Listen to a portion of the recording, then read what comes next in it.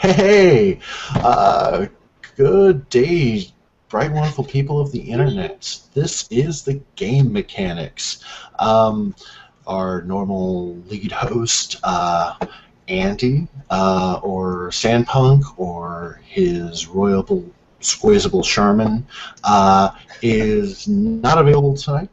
He's doing a transition thing, so he'll be away for a while. When he is able to come back, he will resume and will be back on track at full strength. In the meantime, I'm taking over lead host duties. Hi, my name is Arthur, or Noble Bear, and with me tonight, we are rather light staffed, but not lacking in enthusiasm. Tonight we have with us Al. Yes. And Jin V7. Hello! I was just going to let this thing record me sleep for 8 hours, since that's our limit now. So I'm just going to keep doing that every night until it pays me. Apparently, you can set up like a rate for to charge people for tuning into your Hangout. So I want to see how many people on the internet want to watch me sleep. So that'll probably happen at some point in the near future. I think you should totally do that. I would just I appreciate that. go creep factor over here. Yeah. Well, speaking of, that kind of somewhat leads pretty well into tonight's topic. Yeah. I mean, I guess we're talking about how light influences both mechanics and just general. Like, are we talking more about how light influences game mechanics, or also just the general atmosphere of the game? I'm sure, inadvertently, we'll probably just be talking about both eventually, anyway. But yeah. Yeah. Where the topic came from was that recently I completed my second playthrough of Alan Wake. It's a game that came out a few years ago for the 360. It was actually a 360 exclusive. It was a launch title, or near launch. Yeah, it was like 2007, I think. Right. And I had given up because I didn't think I was going to be able to play it. I had a PlayStation 2. Was getting a PlayStation 3. Didn't think I'd ever get a 360, especially to get it for just the one game. So I had just pretty much given up on being able to play the game, and so I watched a few. I had watched a few Let's Plays and some other stuff, so I knew how the story went, and I knew what the major beats of it were. But it was nice to be able to actually play it through for myself, actually engage the controller, engage the mechanics firsthand, which is just was a lot of fun for me to do, and I felt like that I got more out of that than doing that. Now. But it got me thinking, because here's the thing. In that game, light is a mechanic. That light itself is a mechanic. That you go up against mobs who are shrouded in darkness. And principally what you do is that you're given an ever-ready flashlight. Brand name, actually, because Everready and Verizon both got product deals in there. You have an Everready flashlight and a generic 38 revolver. And then what you do is that you use the light to burn the darkness off them. Then you finish them off with the revolver, shotgun, or haunting rifle. It's like Luigi's Mansion, except with guns. It's pretty nice. Yeah. Well, what's interesting too is that in some cases, I mean, you're using the gun most of the time. But really, you don't always need a gun per se. You sometimes end up with a flare gun, and that will do it. Or you like on 2 or 3 occasions control a super trooper, by which I mean like a giant big bat signal size spotlight, and then you aim that, and both the flare gun is an insta kill, cool, and The Super Trooper, I think, also will do the job. So it's kind of interesting how, I don't know. I don't know if it's inconsistent. It feels slightly inconsistent that in some cases the mechanic is what it says.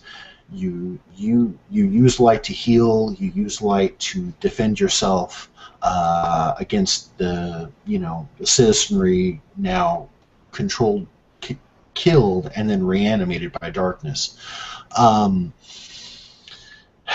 and in some cases, you're just using light to deal with it, but in other cases, you're using light and you're using a 38. So it's like, use. They're afraid of the darkness. Yeah, well, they're also afraid of the bullet to the head too, apparently. So, Right. so using so the experience felt a little inconsistent in that way. What I was thinking was, well, what if it was just light? Like, what if you only had the light? Uh, then what would that be? And what would good ways of like using light itself as a mechanic? There's another game out there that uses shadow, but it's mostly about using light to in a kind of this forced perspective way to cast shadows to solve certain puzzles. And I think that's really interesting. But I wanted to start with just light. What could you do with light itself that would be worth exploring or having in a game? Well, I know that like it's interesting that I think Slender, they give you the only thing you really have is a flashlight, and if you turn it off, you can barely see, but you can still see a bit. So it makes the game more complicated and a bit more tense. But I mean, it's like when you turn the light on, it kind of does the same thing, just because you have a limited supply of that, and you have to risk that going out and just being without it. So you have to manage the times you can do without it. And save it for the times which you can use it. Now, I mean, the light is pretty generous. Like, it doesn't run out for a while, but I think that's a neat little way to do it, where it actually impairs your ability to play the game, like, physically. It's not about like some kind of like gimmicky shine this. Ooh, it's done. Now you can now that thing's vulnerable, so you can hit it. And like it's not that bad when those things happen. I mean, I love Luigi's Mansion. I'm sure I'd like Alan Wake if I played it. I would love to play that because I've been hearing very good things about it.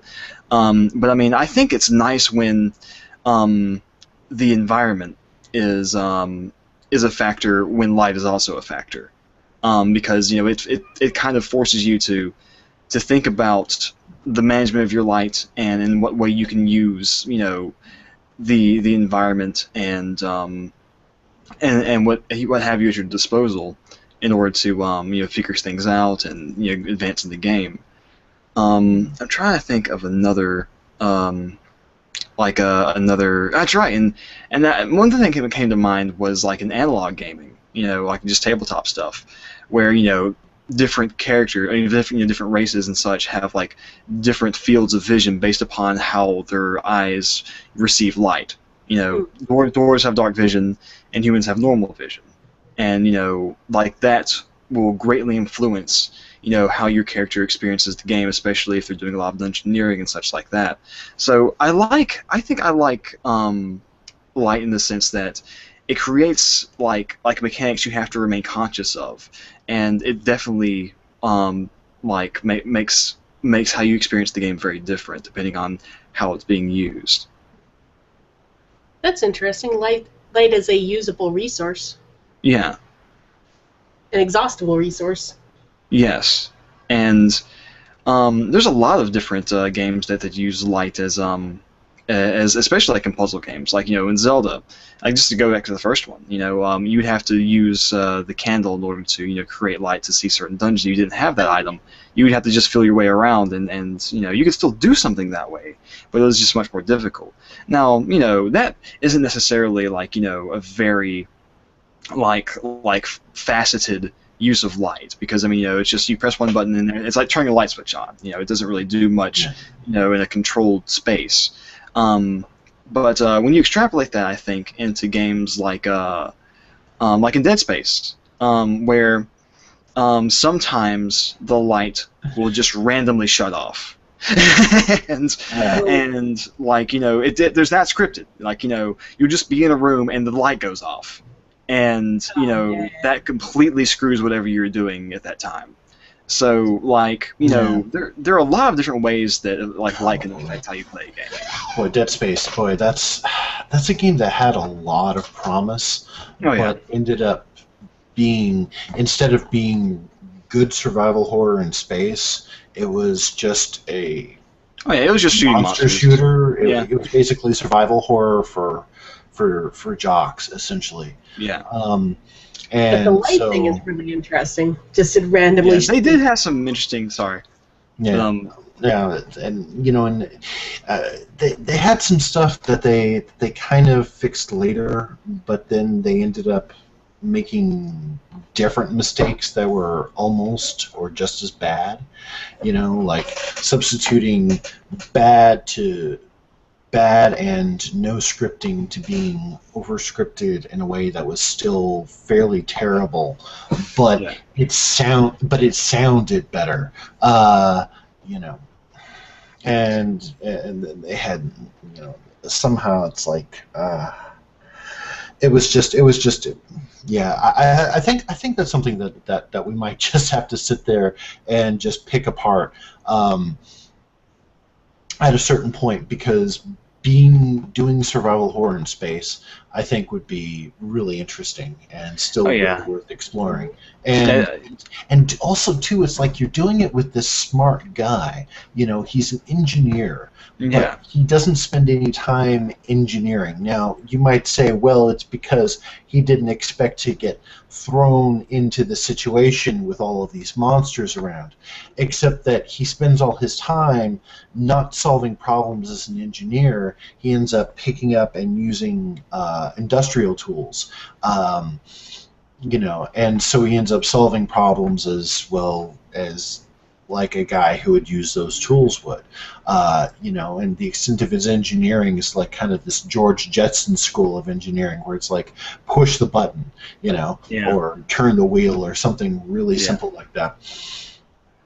But light itself was like, because I mean, within Alan Wake, you had a flashlight. Now the flashlight constantly ran.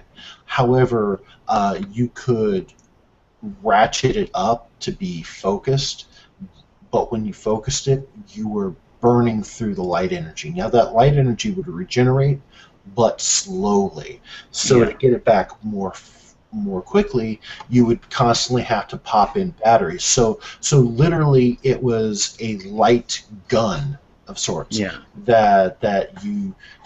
got your, and then you would just get a more powerful gun that you would wield in your left hand while you're wielding a more traditional ballistics weapon in your right hand. Yeah. So, I don't know. It's. I mean, then again, that game, I don't know. Maybe that game wasn't really set up to really explore light. It was, well, thematically, it wasn't even. It was a thriller with horror elements. That it was kind of. In that one, the light was in context with the story. Yeah. I think it would have been interesting to have just used light. The central character is a writer, and I appreciate that the story it feels more integrated, and where the monsters are coming from and how you're fighting them and stuff. It feels a lot better. It's like playing through it. It feels more satisfying than the last several Resident Evils that I played through. And it even feels more satisfying than some of the latter additions to the Silent Hill franchise, even. felt. And so, but those are all like, story, character, and stuff. It still fails on some issues like pacing.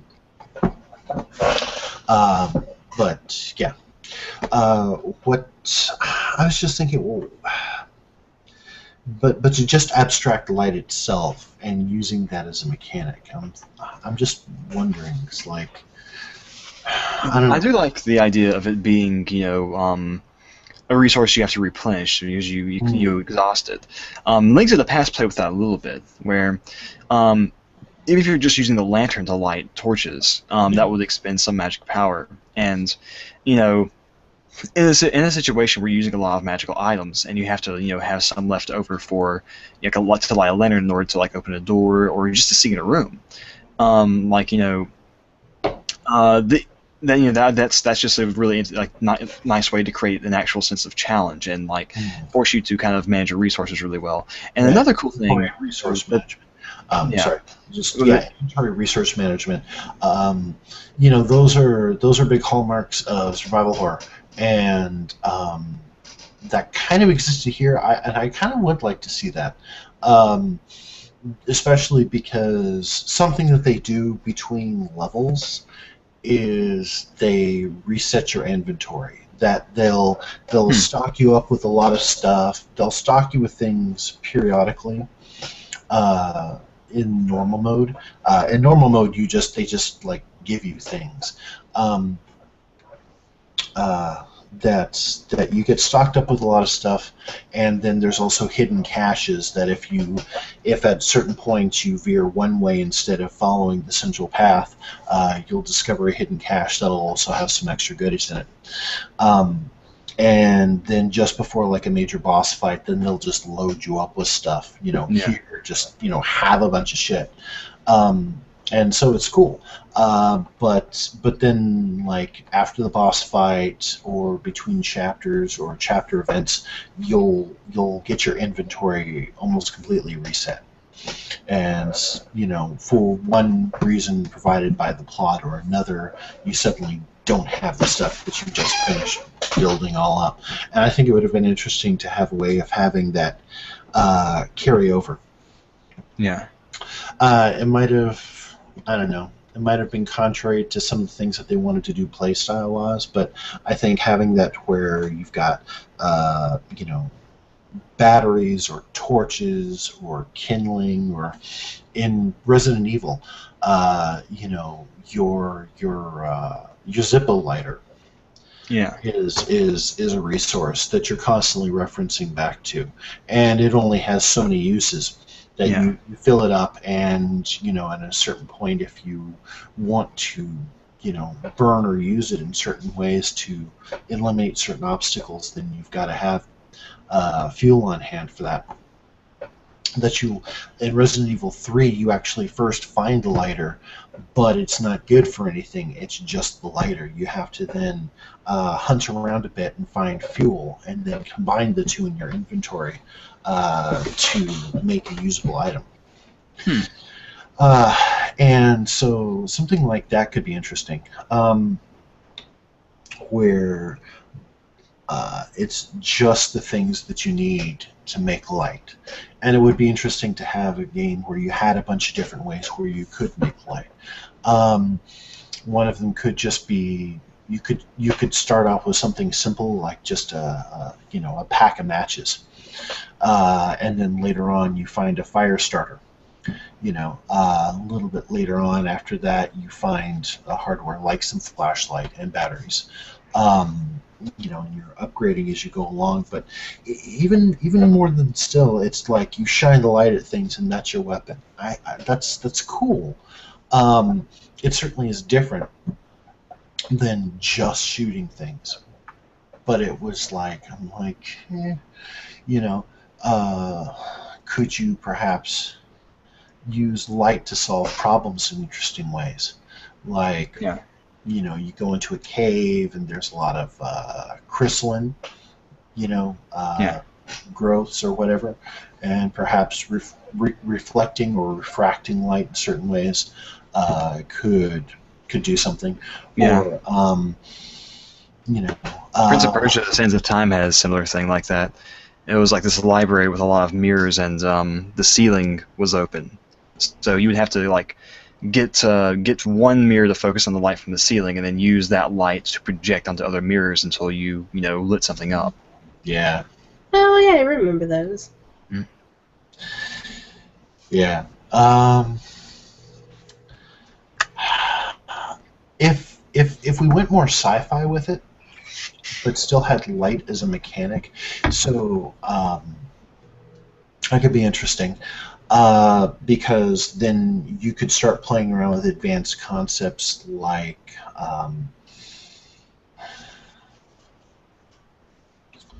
you know, perhaps maybe really bending and folding light. So maybe it acts like as a kind of an ad hoc shield in some cases. Yeah. Or lasers. Yeah. Laser weapons. I need me some laser weapons. Yeah, you could even ultra focus it down into a laser to get certain effects. Like maybe you end up with something that's kind of like a sonic screwdriver looking device, and depending on the filters or tips you swap it out with, it'll let you achieve certain effects with it. It'd be kind of like the different ways you use the camera obscura in the Fatal Frame series, where it's just the one tool. That's the one weapon that you have throughout the game,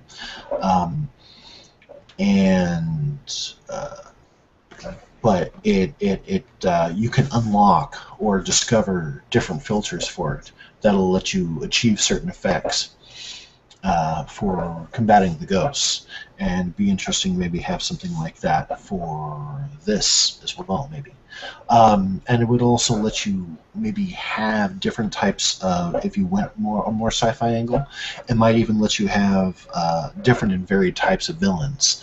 Like, when you like having characters that are perhaps like walking singularities. I don't know how theoretically feasible this would be, but it would be fun if you just had these villains that were like walking black holes, and so light is folding and bending around it. That would be pretty neat. It's not penetrating it; it's actually sucking all the light out of the room. In the meantime, you're dealing with this, other set of mob types. That is just walking through the room. It's kind of like a Tonberry, where it's like it moves slowly, but if it touches you, it's game over. Yeah. And so it's moving towards you, and it's folding and bending and sucking the light out. In the meantime, you've got these other mob types that you're also trying to fight off and deal with. Yeah, I like that idea. I like that idea a lot. Like it does lend itself pretty well to like an action game sort of thing, and it reminds me a little bit of Ikaruga, because in Ikaruga you could switch between the dark side and the light side, and you would absorb the projectiles of whatever color you were at the time, and you would be you would be able to attack with the opposite of the color you had, and in order to do the opposite, you had to switch sides. So like. I thought that was a really neat mechanic. But yeah, that's really cool. Like, I like having a set of enemies that kind of make you change your tactics based upon how one of your primary weapons reacts to them, as opposed to the other set of enemies. Like if that light is completely ineffective against those guys, but you have, like you're saying, other mob type enemies that the light is very effective against. So if you have two of them in close quarters, you've got to really, really strategize and be very intuitive with whatever weapon you've chosen to use. I think I like that idea. It adds a very interesting angle of challenge and variety.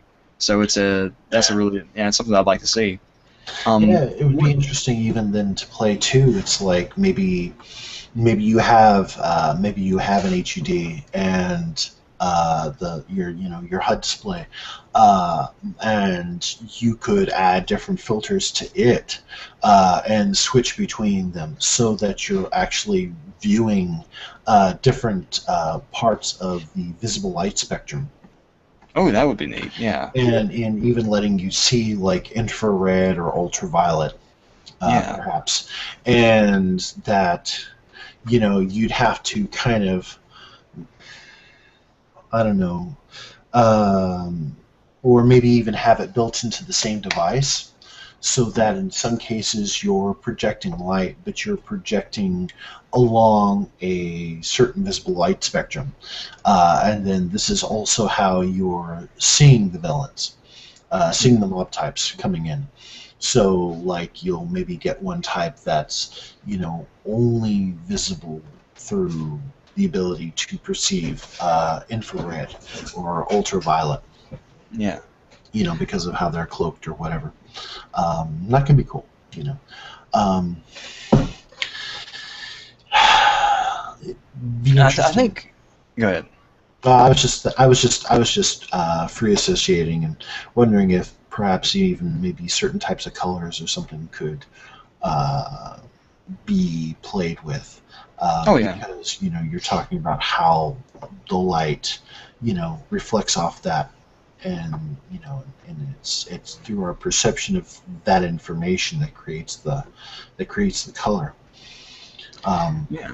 you know, and And if you did a thing where maybe if you were in space and you're in a station or something, orbiting a local planet, you have direct light coming from the local sun, but then you drop down behind the planet in your rotation, and suddenly you are on the dark side of the planet. yes, I was actually going to bring that up. I think what we could do as an interesting, aspect to that game would be that Hmm. you are holed up on a base on this planet which has a very short day-night cycle. You're relative to Earth, of course. Um, and so you have to harness and harvest light when it's available to you.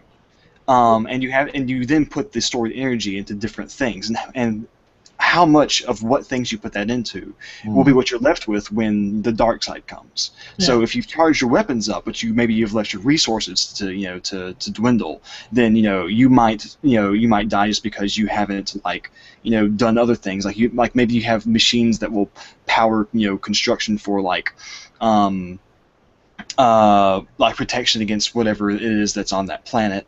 Right. And if you don't have enough of that, no matter how many weapons you have, you can become overwhelmed. Yeah. Or if you just charge your weapon, or if you just do your forts, then if you don't have a weapon to defend yourself with, even one getting in will take you out. So like you have to kind of play with that. And you have to consider, because like how long the day and night cycles are, so how much of this light you'll have, and you have to actively go in between the different things you want to charge with the light available to you through your solar power, I suppose. And Yeah. at the end of that, that's what you're left with, and you better hope you did the right thing, or you're out of there. Well, what you could also do as a pacing thing is to say, okay, you start out on the bright side of the planet, and I guess I'm conceiving this as a video game just because Yeah. the, Right. but It can work as a tabletop game too, I think. You just Yeah. there's a certain amount of turns that would go for the day cycle and then the night cycle. and you go in, you start on the day side, and so you're given lots of chances. It'd be kind of like how Portal, like the first Yeah. half of the game, is setting you up for the second half of the game. Yeah. You could do something similar to that, where you have lots of chances to learn and explore how the light works, and to And then you find build out, up, right. and to build up your resources, and then you drop down behind the planet, Right. and And you find out that, whoa, I have to use these to and kill things now because things now, are trying to kill suddenly, me. yeah, now you're not just using it to kill things, but it's a finite resource. Right. You have to be able to do X, Y, and Z until you can make it to the other side of the planet. And assuming you're setting it up as a game where you've got a climactic final boss fight, that you could have the first half of the game set you up, the second half of the game racket up the tension through lots of resource management till you could get to the other side, get back to the light side of the planet, and then just before the final boss fight, you get to the light side. But it still is going to be a race against time of how much can you build back up now that you're here on the light side. Yeah. How much can you build back up and put together before you have to confront this final boss, because he's coming for you and you are going to die very soon. Yeah, and that's an interesting thing, because you're managing resources on both sides of the cycle. It's like, okay, it's not only a question of how much did I store up for the night cycle, it's how much did I use during the night cycle. Like as you're using it, like, okay, so I've used almost all of my weapons up. So like that means I'm going to have to use most of the day cycle to charge those back up if I want a lot of those. So you can't just go like firing off like randomly and like hoping you hit things. You have to be very careful and active with both how you store energy and how you use that energy. And it's both a resource management game and an action game. I think that's a really, you hit both markets right there. So let's just go ahead and publish this on the App Store. Like, that's the market right there. That's literally the two corners of the market. I think we're fine. I think so. I think this would. Right now, I'm just for the sake of this episode, I'm having fun just farting around with it. Tossing ideas and stuff out there. I think if we can ever get a cast where we've got more than just the three of us, then really put our heads together and see what we can come up with and do some conceptual work on really get down what the mechanics might look like, what the mobs might look like, things like this. Yeah. So, yeah. Nice. Mm-hmm. Sounds good. I might play that game. Maybe. But yeah, I think that's a really cool idea, because having different weapons to charge. It's not just your light-based weapon, but maybe a weapon that fires through solar energy. It just doesn't fire a light-based projectile, and that would be used to fight other monsters than the ones that are immune to light. And so you have to then also manage what weapons you want to you want to leave out into you want to get energy for, basically. Let's say I think it's probably a good idea to have one solar generator and an assortment of items which that a generator can then place energy into, and you could probably use the energy from that generator to power machines that can perhaps construct another generator at some point in the future, but it's probably going to take us several cycles for that to happen, because you only have so much energy, you're only going to do so much through one cycle. Or you can just power up your weapons and other things on that one generator and just hope that'll be enough.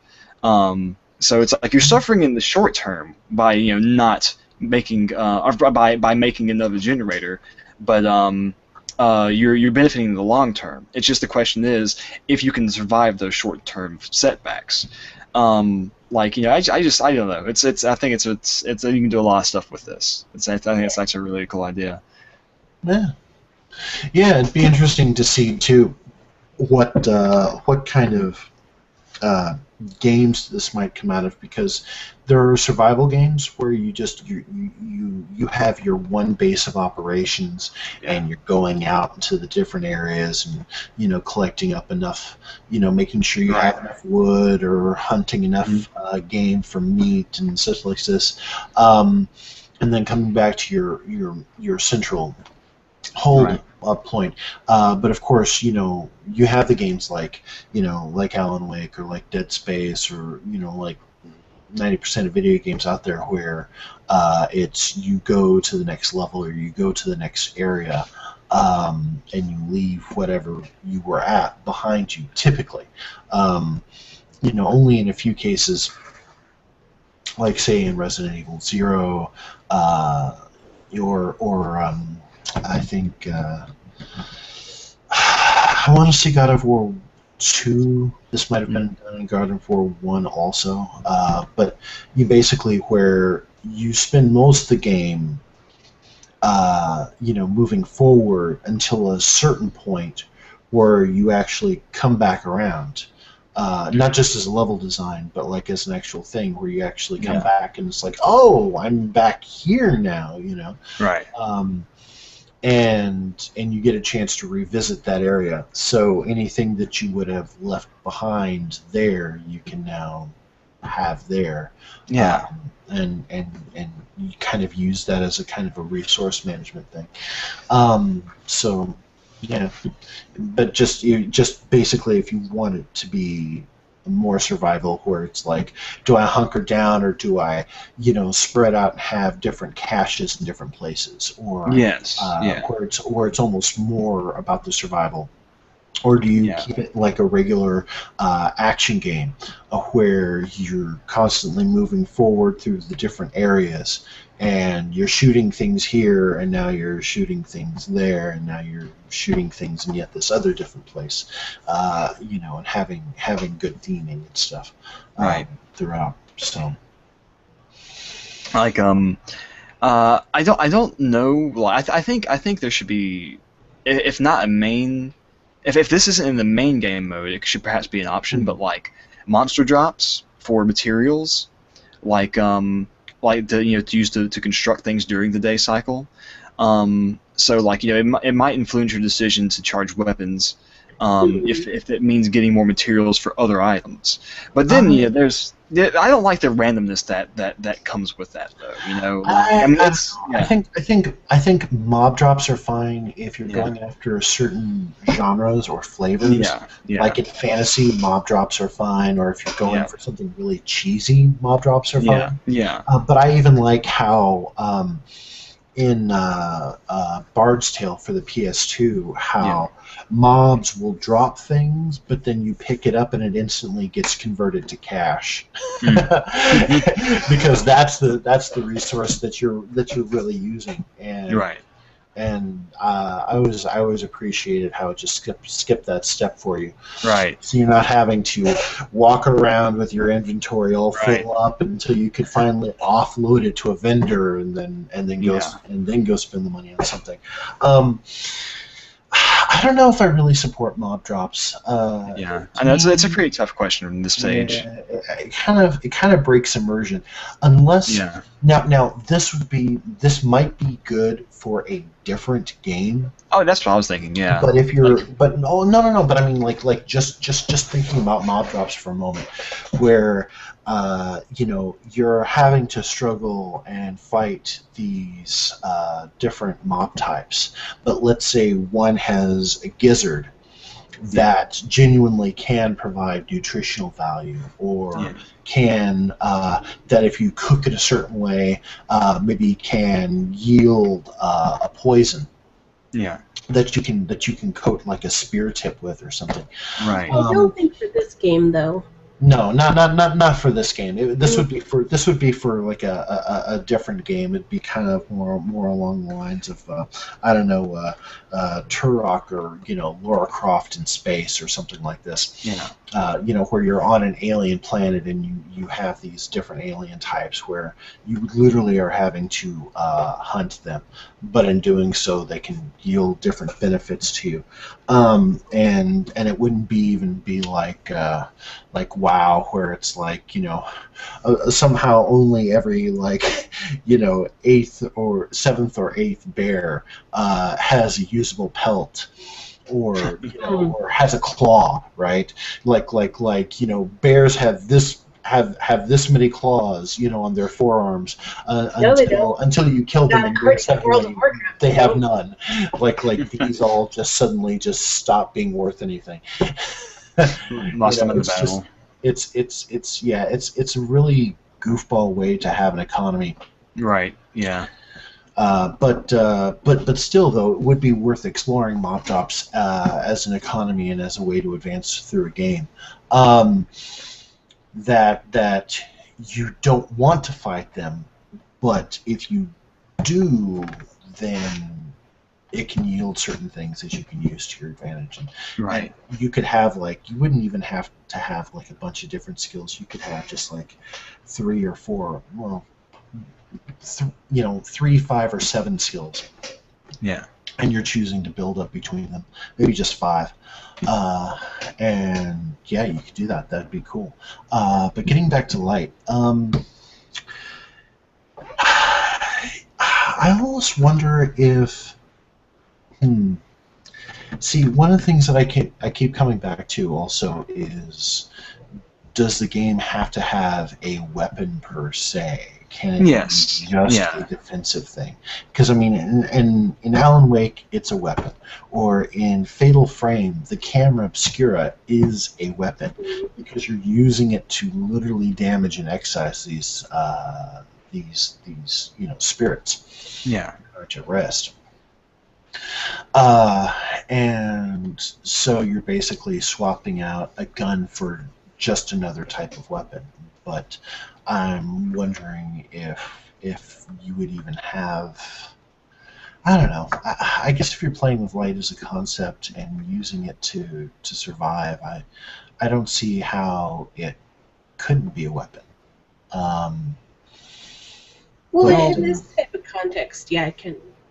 Yeah, it can be, and yeah, we want a weapon. Yeah. I mean, fair enough. I mean, if we're putting in a situation where you're having to survive for your life, you want to be able to have a way of defending yourself. I would like a weapon, or else that becomes a very different game. Yeah, you get something more like, I guess, Clock Tower, where you never really receive a weapon ever, and it's just you moving around just trying to survive, or kind of like how you are through most of Amnesia. Yeah. The first one, where you are collecting things, but nothing to really help you destroy the monsters themselves, more just ways of helping to dispel them. That one is interesting too, because your sanity is constantly taking damage unless you're near a source of light. But if you light up a bunch of stuff, or light the wrong things, or at the wrong times, then you run the risk of drawing attention to where you are, like a big neon sign saying, "Hey, bad guys, food dinner's over here." So that would be interesting. Yeah. Just I don't know. Just something to finagle and play around with. But I think probably just for the sake of this concept, I think if you do more in space, then it lets you use more esoteric, cutting edge concepts with light. Because then you're setting up a science fiction setting. I think it if you let the light be a weapon, then that would probably be a good way to go, because you do combat. That's typically how you get through most games. Right. And yeah. We could even set the guy up to be like a specialist in his field. Like maybe he's even devised the primary device that he'll be using throughout the game. I thought something that might be kind of interesting is the prologue, so to speak, is the guy who is testing out this device he created. Yeah. I imagine it taking place on something of a lunar surface, because I like the aesthetic. It's just barren and very, very pale and white, and the rest is just black. And then of course after the darkness comes, it's all very, very dark. So you play through the first day cycle as this guy, who just created. He's just testing things out, He's following his notes, which are kind of like the tutorial and everything. And it's you can use this to charge that, blah, blah, blah. And then he the dark side comes, and there are life forms there he wasn't expecting to be there. So he's now having to defend himself from all these things. I mean, he didn't plan ahead very well, and so like your character inevitably dies there, but the character you could be playing for the rest of the game is this is a search and rescue mission because we haven't heard anything from this person in weeks, so you're sent here to do this, and of course you as the player know what's going on, and so but this new character has to then find the resources he left behind and use them, to radio back and say what's going on, and then has to survive, based upon what he's able to garner from the situation. So I think it's an interesting divergence between character and player knowledge. Yeah. Well, I think that's pretty sweet, and you definitely avoid that situation where, what were you saying in Dead Space, where you have the engineer running around, but he's not really doing engineer things? Right. Yeah. Yeah, something else you could do too is set up a central protagonist who went in with one set of tools and equipment to address one type of job, but then his situation changes dramatically, and he still only has the one tool set. Yeah. So how does he improvise? How does he use what he has to get through and address these other challenges?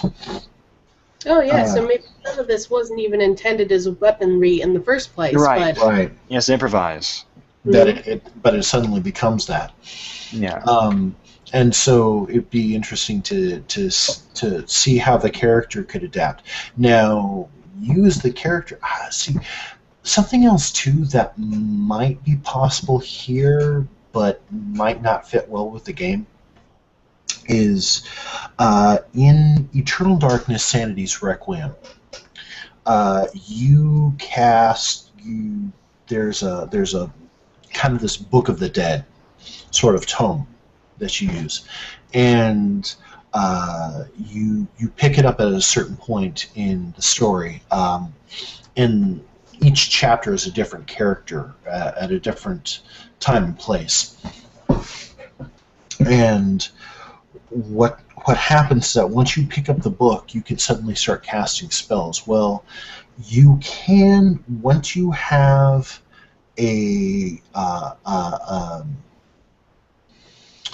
there are certain icons that you gain these sigils. Yeah.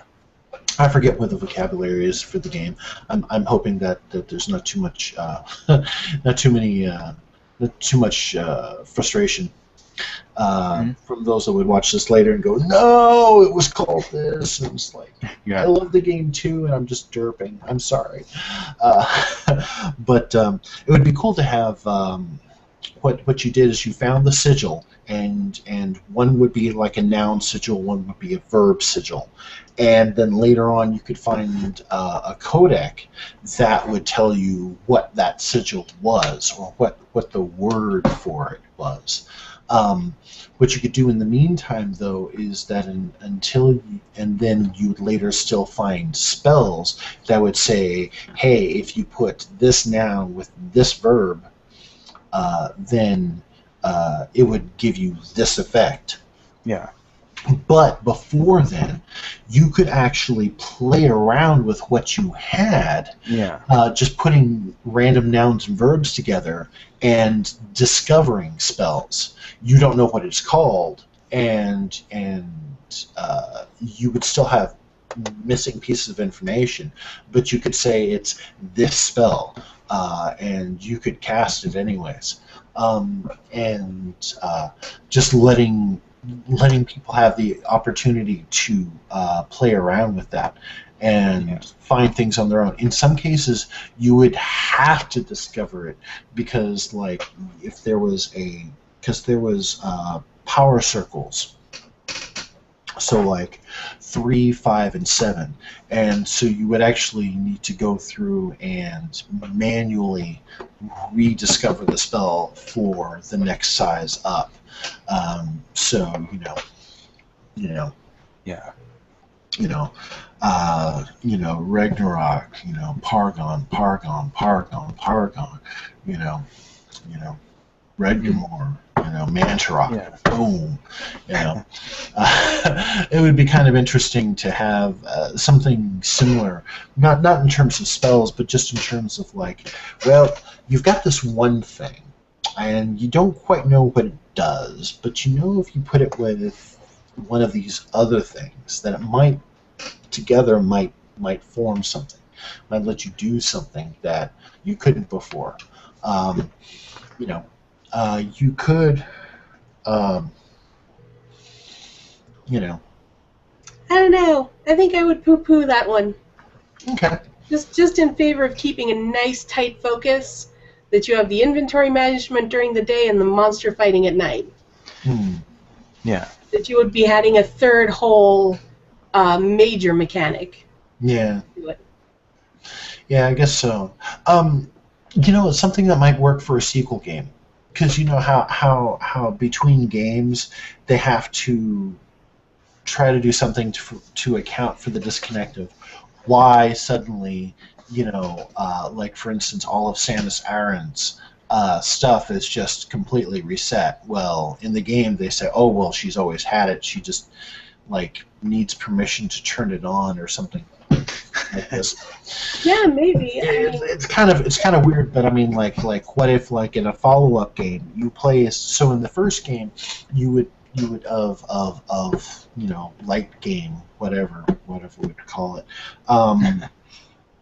you know that in the first game you are this scientist, and that you're using your tool set and improvising and using resource management to get through the situation and survive it, potentially.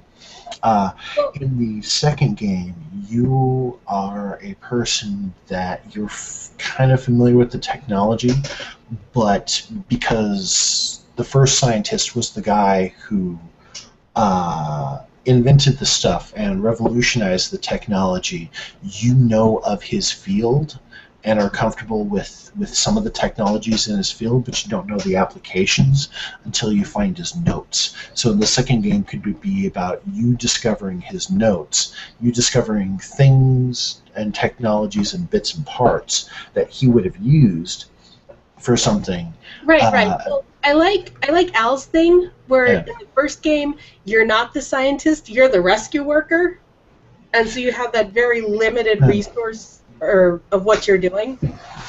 And that it wouldn't make sense in the first game because you're just playing an everyday guy trying to follow along these notes of this person who's put together this your only salvation right now. And obviously he didn't make it. It would be interesting then in the second game to have another scientist kind of, an actual scientist coming in and trying to follow up. He knows what happens with the first scientist. He knows what happens with the rescue worker. And he's that interested in going down to the planet and digging up the rest of the work. Yeah. He's willing to brave these dangers. Yeah. For science. It was just a thought, to just throw out the idea of, well, you've got this one thing, you've got this other thing, and if you put them together for an effect, but then if you find the notes, then the notes will tell you outright, X plus Y equals Z. Well, it would be interesting if he did have the notes in a potential second game, but he's also a brilliant scientist, so he's playing around beyond the notes. Well, this is it. I mean, just like the way you can discover spells in Eternal Darkness without the codec or the spell, or without the specific spell to say A plus B, it would be interesting to let the player also be able to play around with stuff and discover things on their own. Right. Well, I'm agreeing with that for a second game. Yeah. Or another way that's done is Jill Valentine in Resident Evil 3. She discovers traditional munitions, but then she also discovers different powders, and if you put them together, you've got A plus B equals C, and then Right. and then A type would if you just use A type by itself, it gets you handgun bullets 9mm. If you use just B type by itself, it gets you shotgun rounds. If you use C type, but just by itself, it gets you magnum rounds. And then if you explore A plus B, if you explore C plus B or A plus A plus I A, understand the concept. yeah. Yeah. No, I was just remembering another example of it. I'm sorry. Oh, okay. I didn't mean to beat the to beat the illustration into the ground. I was just like, oh wait, there was another game where they did somewhere also. That's all that was. So yeah, that would be cool. So space guy, one tool set, improvising. Yeah. Um,